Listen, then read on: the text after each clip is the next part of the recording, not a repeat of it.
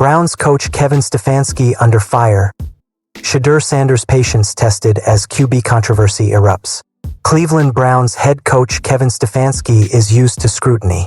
In a football city starving for a Super Bowl, every decision he makes is magnified. But nothing has sparked more debate in 2025 than how the Browns have handled rookie quarterback Shedeur Sanders. The former Colorado Buffalo star entered the NFL draft with first-round hype, only to tumble down the board before Cleveland scooped him up at number 144 overall. It was a moment of relief for Sanders, who had watched round after round pass by as teams ignored him, but it also came with a dose of reality. He would be walking into a quarterback room led by 40-year-old Joe Flacco and rookie Dillon Gabriel. For some, it was the perfect low-risk, high-upside move. For others, it was the start of another Cleveland QB drama waiting to explode. And now, as the Browns' offense struggles through the first month of the season, critics are turning up the heat. None louder than NFL Hall of Famer Eric Dickerson, who has publicly called out Stefanski and even suggested the coach doesn't want Sanders at all. Fire draft day slide. How Shedeur Sanders ended up in Cleveland. Once upon a time, Shedeur Sanders' name was penciled into mock drafts as a top 10 pick.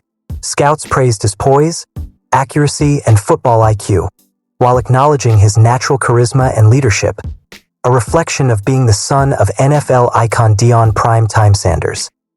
But as draft season rolled on, questions about his ability to transition from Colorado's up-tempo system to a pro-style offense caused his stock to plummet. By the time the fifth round arrived, Sanders had become one of the most polarizing players available. Browns general manager Andrew Berry saw opportunity where others saw risk. "We felt like it got to a point where he was probably mispriced relative to the draft," Berry explained. "The acquisition cost was pretty light, and it's a guy we think can outproduce his draft slot." It was a gamble, but a calculated one. The Browns were betting on their coaching staff to slowly develop Sanders into an NFL-caliber starter while avoiding the pressure of throwing him to the Wolves too early. Stadium life as QB3, Shedeur's slow road. Instead of competing for a starting job right away, Sanders was immediately installed as QB3. Ahead of him were Joe Flacco, whose 40-year-old arm was being asked to lead Cleveland one more time, and rookie Dillon Gabriel, a younger but more pro-ready option. The plan? Patience. The Browns wanted Sanders to marinate in the system, get comfortable with NFL speed, and use scout team reps as his weekly proving ground. And that's exactly what Sanders has done with quiet professionalism. "Whenever I get on scout team, that's my game day," Sanders told Cleveland.com. "Everybody knows. I have 6 games a week, so I'm happy rather than just having 1 game a week.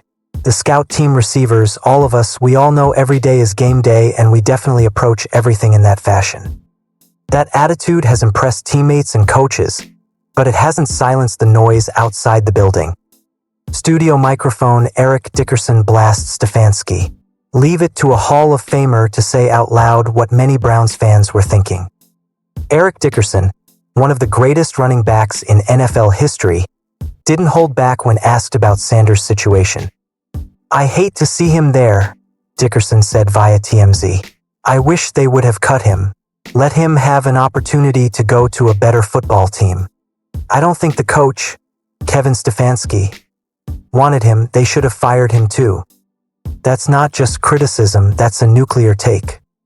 To call for a coach's job over how he's handling a fifth-round rookie is extreme, but Dickerson's comments struck a chord with many fans who believe Stefanski has been too rigid in his approach and too loyal to Flacco, even as the offense sputters.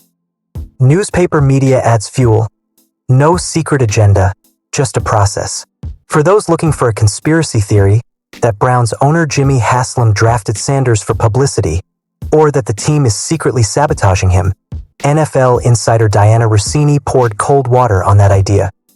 For all the football conspiracy theorists out there trying to decode the real reason the Cleveland Browns drafted Shedeur Sanders, here's the truth. There is no big secret. The pick wasn't some master plan from ownership. It was GM Andrew Berry's call, rooted in his belief that Cleveland's coaching staff could bring out the best in Sanders and help him grow into an NFL quarterback. It will be a process, and the Browns want to keep developing him. Translation: Cleveland isn't in a hurry. Fans might want Sanders on the field tomorrow, but the organization sees him as a long-term project. Hourglass not done. Browns offense struggles. Pressure mounts. Patience is easy when you're winning. It's a lot harder when you're sitting at 1-2 with a bottom third offense. The Browns' passing attack has looked stagnant. Flacco's arm strength isn't what it used to be, and while Gabriel is a promising backup, he has yet to see meaningful action.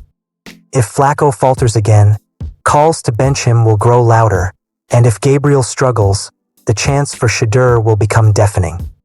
Brain Stefanski's balancing act. Kevin Stefanski isn't just trying to win games.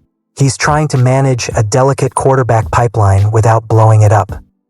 Throw Sanders in too early, and you risk damaging his confidence if he struggles behind an offensive line that has been inconsistent at best. Wait too long, and you risk losing the locker room and the fan base who want to see the young gunslinger get his shot. Mantelpiece clock. The Shedeur watch.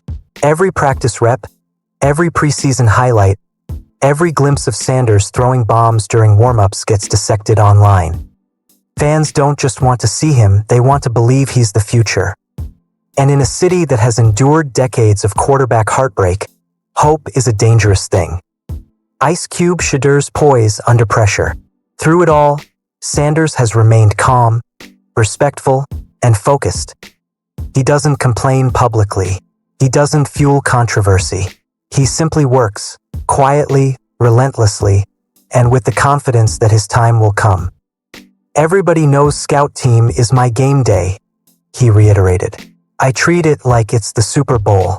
I want to make sure when my chance comes, there's no question about whether I'm ready. Crystal ball. What happens next? The Browns' next few games could determine everything. If Flacco rebounds and leads Cleveland to wins, Sanders' apprenticeship continues quietly. If the offense continues to sputter and Gabriel can't seize control, the door could swing wide open for one of the most anticipated rookie debuts of the year. And when that moment comes, you can be sure all eyes will be on Cleveland. Trophy bigger than football. Shedeur Sanders is more than just a quarterback prospect.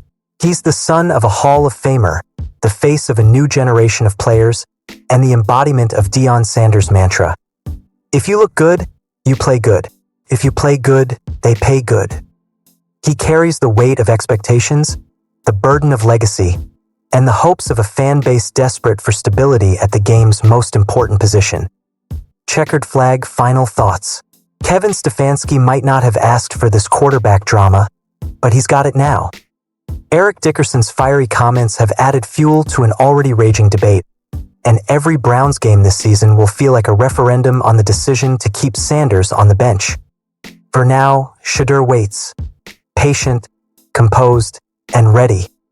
And when his moment finally arrives, one thing is certain.